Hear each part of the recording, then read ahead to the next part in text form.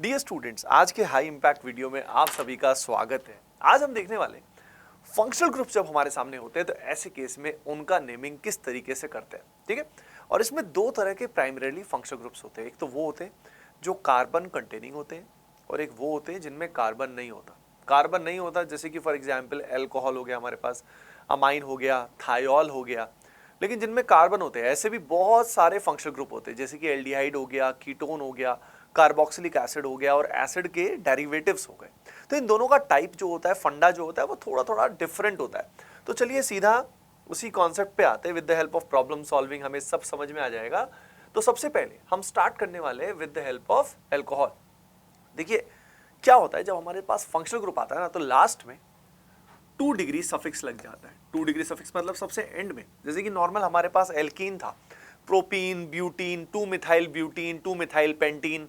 पर अब यहाँ पे लास्ट में जो फंक्शनल ग्रुप है उसके लिए लास्ट में कुछ वर्ड्स लग जाएंगे, कुछ अल्फाबेट्स लग जाएंगे। तो यहाँ पे लास्ट में क्या लगेगा, ऑल लग जाएगा, राइट। तो जैसे हमारे पास एल्केन है तो एल्केन प्लस ऑल जो हो जाएगा वो हो जाएगा एल्केनॉल। जैसे मैं कहना चाह रहा हूँ, जैसे ये है, अगर यहाँ सिंपली CH4 होता तो ये होता मीथेन, पर यहाँ मीथेन के साथ OH लग गया तो इसका नाम हो जाएगा मिथेनॉल।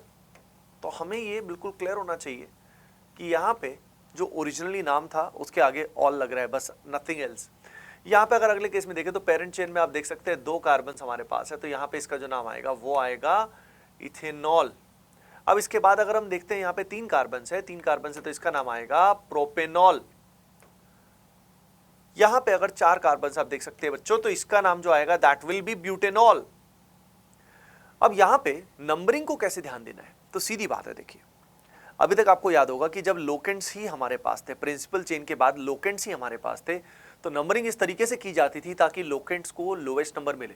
लेकिन फिर लोकेंट्स के बाद आया अनसैचुरेशन, यानी हमारे पास एल्कीन आया, हमारे पास एल्काइन आया, तो उनकी priority was more as compare to locants.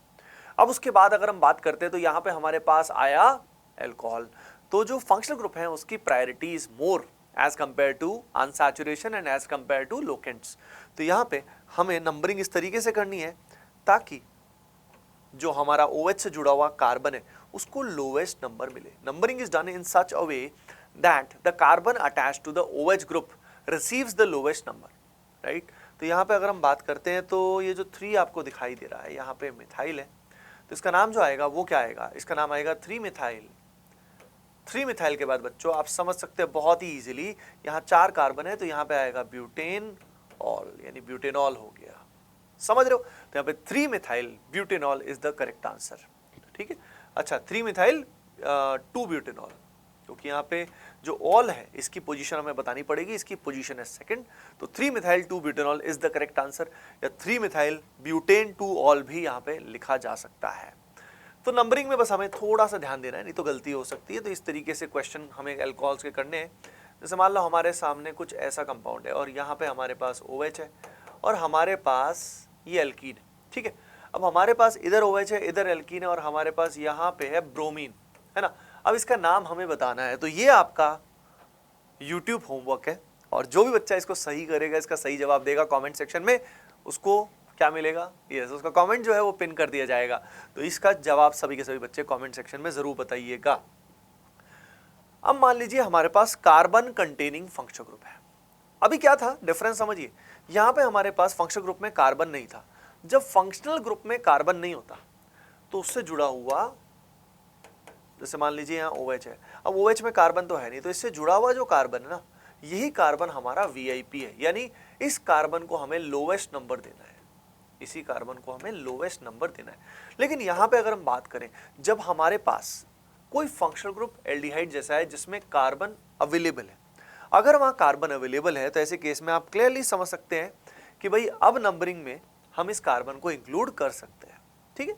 तो यहाँ पे अब क्वेश्चन में समझ में आएगा, जैसे कि हमारे पास ये पर्टिकुलर कंपाउंड है, एल्डिहाइड के अंदर जो लास्ट में सफिक्स यूज होता है वो अल होता है, ठीक है। जैसे एल्कोहल के लिए ऑल होता है, एल्डिहाइड के लिए अल होता है। तो यहाँ पे अगर हम बात करें तो हमारे पास एक ही कार्बन है, एक ही कार्बन है, तो यहाँ पे आएगा मिथेनल। मीथेन के बाद अल लगा देंगे तो आ जाएगा मिथेनल।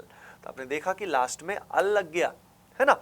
नंबरिंग में अब हमारे लिए सबसे इंपॉर्टेंट कार्बन यही है, जो फंक्शनल ग्रुप का कार्बन है वही हमारे लिए सबसे इंपॉर्टेंट है। तो गेम थोड़ा नंबरिंग का हो जाता है।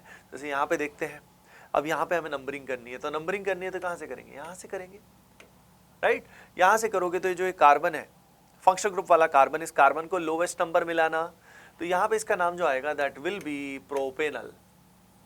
प्रोपेनल यहाँ पे जब ये फर्स्ट नंबर पे है तो हमें 1 दिखाने की जरूरत है क्या, नहीं, हमें कोई जरूरत नहीं है। चलते हैं आगे, यहाँ पे भी नंबरिंग करेंगे तो नंबरिंग हम यहीं से शुरू करेंगे क्योंकि ये हमारा फंक्शनल ग्रुप है। तो यहाँ पे हमारे पास आ जाएगा प्रोप, प्रोप के बाद आ जाएगा टू के बाद आएगा इन, और उसके बाद आएगा अल।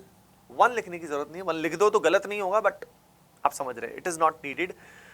यहां से अगर हम बात करें तो ध्यान से देखो, अब यहाँ पे सबसे लंबी चेन तो ये है, लेकिन ये जो सबसे लंबी चेन है इसके अंदर ये जो हमारा कार्बन एल्डिहाइड का ये आ ही नहीं रहा, तो हमें जो पेरेंट चेन लेनी है वो कुछ यहां से लेनी पड़ेगी।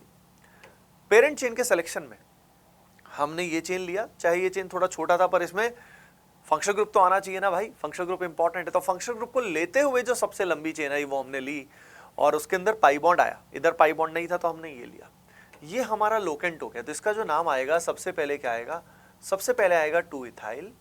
2 इथाइल के बाद यहाँ पे 4 कार्बन है तो यहाँ पे आएगा ब्यूट, ब्यूट के बाद हमारे पास आएगा 3 के बाद आएगा इन, और फिर आएगा अल। तो but 3 in al, that is how it is to be done. तो इस तरीके से हमें थोड़ा सा ध्यान रखना पड़ता है। अब मान लीजिए हमारे पास कीटोन आ जाए, कीटोन में हमारे पास जो फंक्शनल ग्रुप होता है, अगेन उसका ये कार्बन सबसे इंपॉर्टेंट है, लेकिन सीधा इसी कार्बन से नंबरिंग कर नहीं सकते यहाँ पे, क्योंकि ये कार्बन जो है ये पूरी इस चेन के, पेरेंट चेन के बीच में कहीं लाई कर रहा है, और नंबरिंग हमेशा कॉर्नर से होती है। तो कॉर्नर से होती है तो नंबरिंग यहीं से होगी। अब यहीं से होगी तो उसका नाम जो आएगा वो क्या आएगा, इसका नाम आएगा प्रोपेन 2 ऑन, है ना। यहाँ पे जो सफिक्स यूज होता है वो होता है ऑन, जैसे कि आपने एल्डिहाइड में देखा अल होता है, एल्कोहल में ऑल होता है, यहाँ पे कीटोन में ऑन होता है, तो इसका नाम है प्रोपेन 2 ऑन, या इसी को 2 प्रोपेनॉन भी बोलते हैं, it is also known as 2 propanone.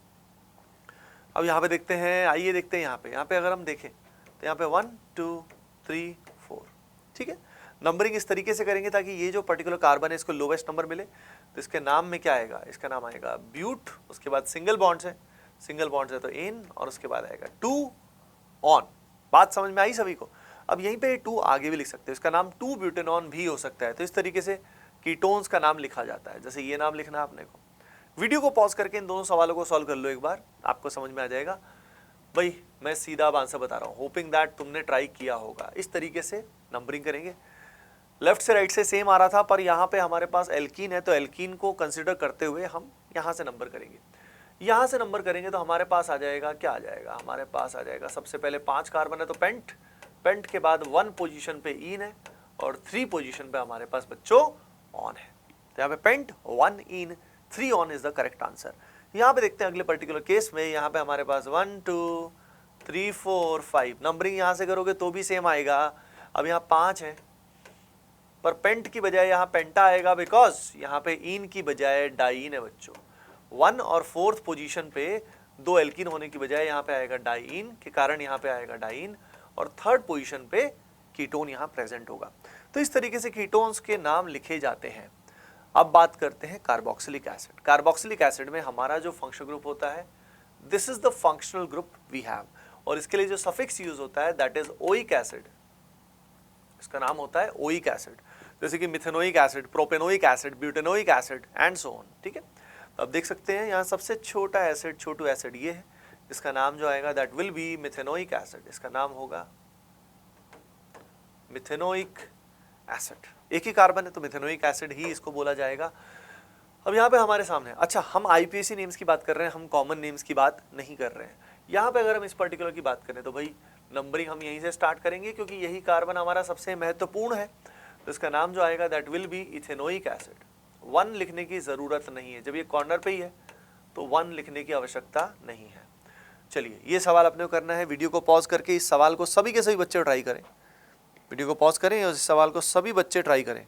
Do it right now. देखो बच्चों, यहां पे अगर हम बात करें तो ये कार्बन हमारे लिए सबसे महत्वपूर्ण है। अब हमने नंबरिंग किया कुछ इस तरीके का। अब यहाँ पे आप क्लियरली देख सकते हैं कि यहाँ पे भी मिथाइल हमारे पास है, यहाँ पे भी हमारे पास मिथाइल है। तो इसका जो नाम आएगा that will be 2,4 dimethyl, 2,4 dimethyl. और उसके बाद यहाँ पे अगर हम बात करें तो हमारे पास कार्बन जो है वो बच्चों वो है 5 है, तो यहाँ पे पेंट आएगा। पेंट के आप देख सकते हो, पेंट के बाद यहाँ पे एल्कीन प्रेजेंट है, तो यहाँ पे 4th पोजीशन पे क्या आएगा, इन, एंड 1 पोजीशन पे क्या आएगा, ओइक एसिड। 1 लिखने की आवश्यकता नहीं है, डायरेक्टली आप इन ओइक एसिड भी लिख सकते हैं। तो आपने देखा कैसे एक स्ट्रक्चर होता है। सबसे पहले हम लोकेंट्स के बारे में इंफॉर्म करते हैं, फिर हम वर्ड रूट यानी पेरेंट चेन में कितने कार्बन है वो बताते हैं, फिर हम सैचुरेशन है या अनसैचुरेशन है उसके बारे में बात करते हैं, और फाइनली हम बताते हैं कि इसमें कौन सा फंक्शनल ग्रुप प्रेजेंट है। तो फंक्शनल ग्रुप को हमेशा एंड में लिखा जाता है। अब मान लीजिए हमारे पास डाई कार्बोक्सिलिक एसिड है। डाई कार्बोक्सिलिक एसिड का मतलब जिसमें 2 COOH ग्रुप्स प्रेजेंट है। अब ये जो CH2 ग्रुप है इसमें N लिखा हुआ है। N का मतलब क्या है, N मतलब नंबर ऑफ यूनिट्स। तो हो सकता है N यहाँ पे 0 है। अगर N यहाँ पे 0 है बच्चा, तो ऐसे केस में जो हमारे पास कार्बोक्सिलिक एसिड बनेगा वो ऐसा बनेगा जिसमें हमारे पास 2 COH हैं और बीच में कोई भी कार्बन प्रेजेंट नहीं है। अगर हम बात करते हैं मेलोनिक एसिड में, तो यहाँ पे हमारे पास है COOH, यहाँ पे हमारे पास CH2 है और यहाँ पे हमारे पास है COOH। Is it clear to you everybody?